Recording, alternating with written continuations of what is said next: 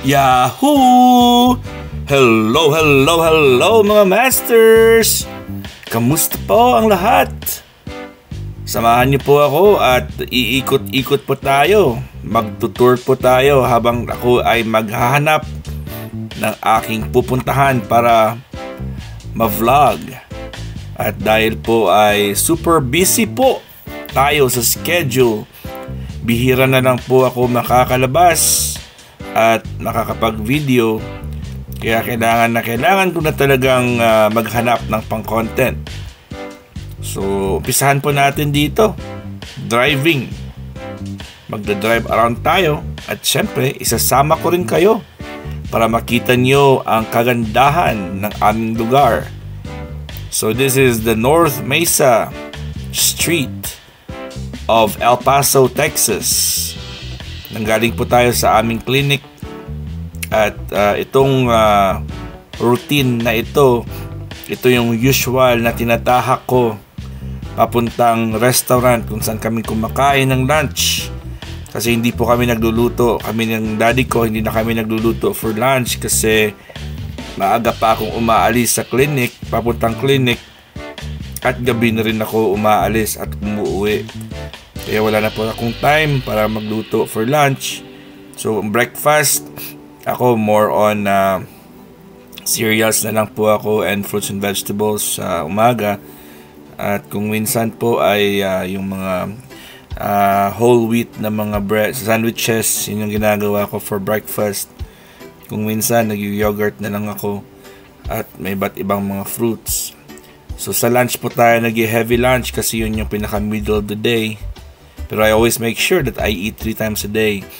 And of course sa dinner ay kanya-kanya din kami ng daddy ko kasi si daddy ko nagpapunta pa yan ng gym after work namin. Ako naman ay hindi na ako lumalabas o hindi pa ako umuwi ng bahay at tinatapos ko pa yung mga paperworks at kung ano pa yung kailangan kong gawin para pag kinabukasan ay hindi ko na yun at hindi ko na idadalhin sa bahay yung aking trabaho. So more or less yung ginagawa ko po sa clinic is overall po ako din yung taga sagot ng telepono, ako din yung nagre-receive ng mga appointments at nag-explain ng mga procedures sa pasyente, nag-health teaching at nag-assessment din ako sa mga pasyente at marami akong ginagawa sa clinic. At yung mga syempre the janitor din po ako din yung naglilinis ng clinic. So sa gabi bago umalis, kung merong enough time, ako yung naglilinis na para sa kinabukasan hindi na ako maaga pa pumunta. Pero kung pagod na ako, ginagawa ko is the next day na lang po ako, inaagahan ko pa para hindi na ako, para before dumating yung pasyente ay malinis na po yung ating clinic. So ganitong oras po ay wala pa kaming work kasi Monday po ngayon as the time na nag-video po ako. So Monday and day off habang po ako ay naglalaba. So yung mga damit at mga linens po ng clinic at mga personal ko ng mga damit ay nandoon ngayon, umiikot-ikot po sa washing machine at merong 30 minutes yun. So within 30 minutes po ay ako ay magdadrive at babalik din ako, hindi na ako tatagal sa pupuntahan natin. Ano lang yan, isang ikot lang yan kasi one way pa lang is almost 15 minutes na.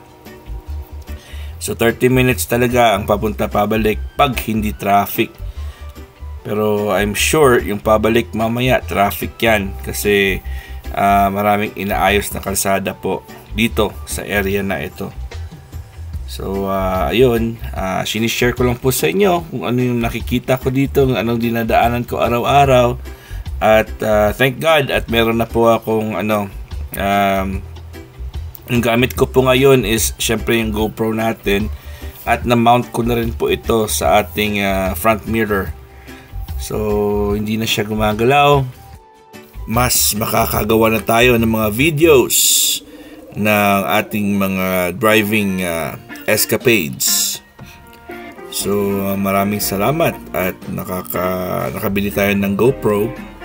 At sa pinapuntahan ko na mga yung discount stores, marami na talaga akong nabiling mga equipments or mga extra na mga equipments na pwedeng gamitin para sa GoPro, para sa ating cellphones, mga cellphone holders, at syempre yung mga mga stick, tawag dyan, yung ating mga selfie sticks, yung mga tripods. So marami na talaga akong nabiling mga ganyan.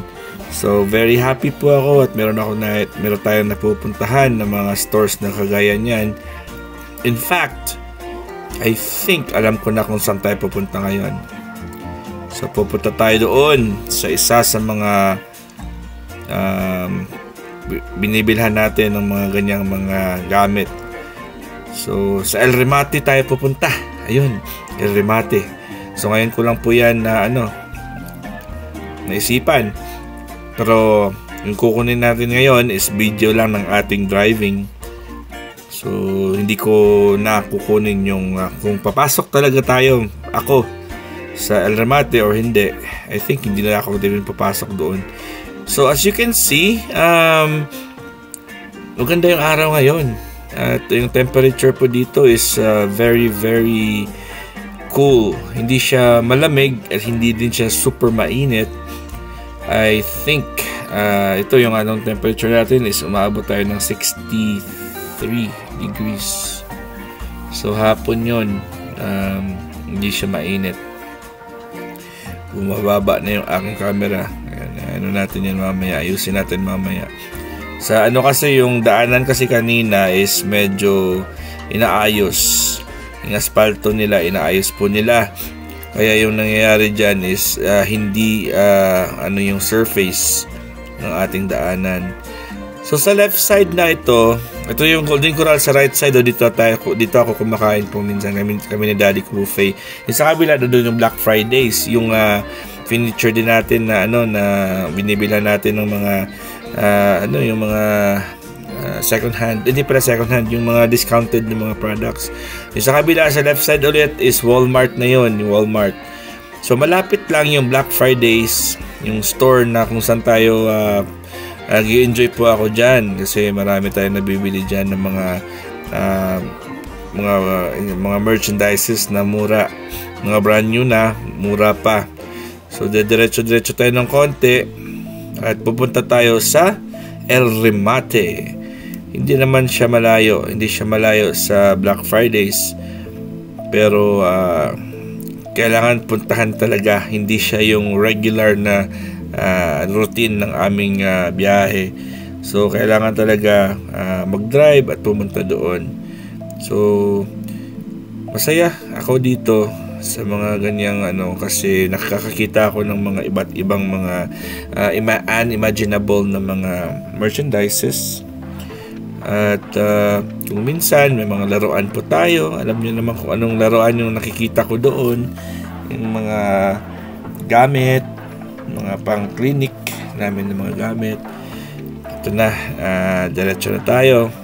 Tapos na po yung red, so green na naman tayo.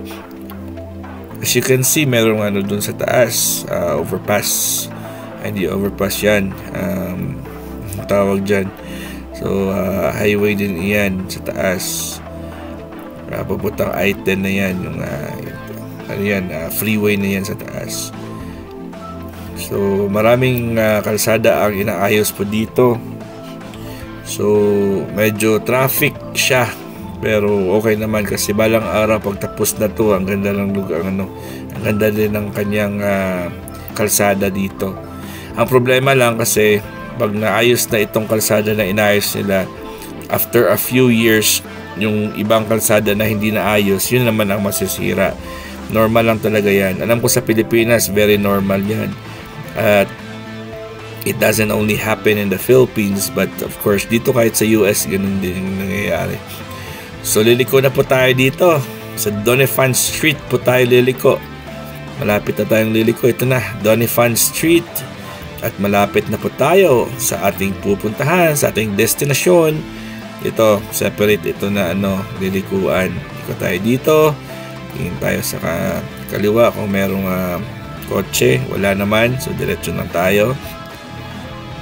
Ganda ng lugar nila dito eh. Parang tahimik yung lugar dito. Pero Doniphan Street po ito. Yung tawag sa street na ito. Ang haba-haba ng Doniphan Street. So I hope nag-enjoy po kayo at malapit na po tayong matapos. Domino's, pizza yan, di ba? Meron yan sa Pilipinas. Dito, ordinaryo na lang yan, Domino's Pizza. Diretso na lang, konti na lang at nandun na tayo sa ating destinasyon. At titingnan ko kung gagawa pa ako ng content sa loob. Yellow pa, nakaabot pa tayo ng yellow na light. Pero dito, magsa-stop talaga tayo kasi red na siya. So Thorn Street na po tayo. Ito na po yung street kung saan pwede na tayong lumiko sana. Nandun lang naman yung pero doon tayo dadaan sa harapan kasi gusto ko talaga makita niyo yung front ng store. Ito na po, dito na tayo at remate. Till my next vlog, God is great. Yahoo!